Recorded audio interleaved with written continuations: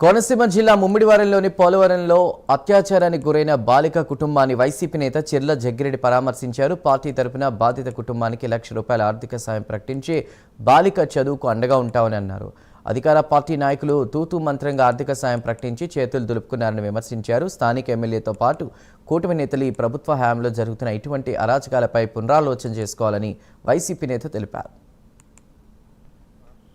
Minor బాలిక మీద ఒక అఘాయిత్యానికి మరి కూటమి ప్రభుత్వంలో భాగస్వామిగా ఉన్నటువంటి జనసేన కార్యకర్త చేశాడో దాన్ని ముక్తకంఠంతో ఖండిస్తూ ఉన్నాం.